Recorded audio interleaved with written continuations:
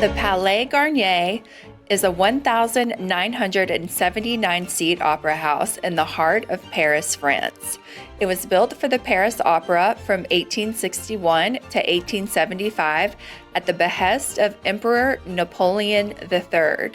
It soon became known as Palais Garnier in acknowledgement of its extraordinary opulence and the architect Charles Garnier's plans and designs, which are representative of the Napoleon III style.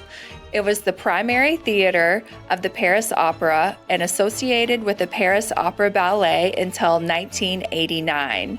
It's now mainly used just for ballet. These are some of the costumes that have been worn at the ballet.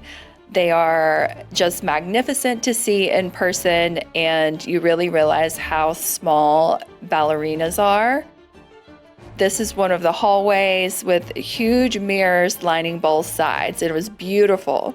The seats of the theater are made of black tinted wood and red velvet and are emblematic of the Napoleon III style and the wealth of the architecture and design of the Palais Garnier.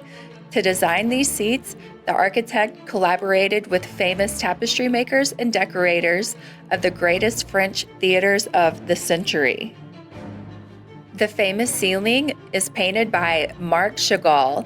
It used to be called Paradise because it's the highest part of the auditorium, and the kids of the Paris Opera Ballet were nicknamed the Children of Paradise because they used to sneak into the amphitheater to catch a glimpse of the performances by the professional dancers. This room is known as the Grand Foyer, or foyer as they would say in France.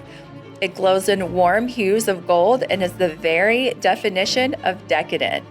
It was inspired by the Hall of Mirrors at the Palace of Versailles, and they wanted to make it even more opulent. So it stretches over 500 feet, and this was the place to see and be seen in late 19th century Paris.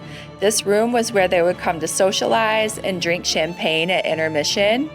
The beautiful paintings on the ceiling depict important moments and events in history of music dating back to the 1870s. Adding to the history of the Palais Garnier, the Phantom of the Opera is actually based on this very opera house. In 1896, during one of the opera performances, the chandelier short-circuited and fell from the ceiling, killing an audience member.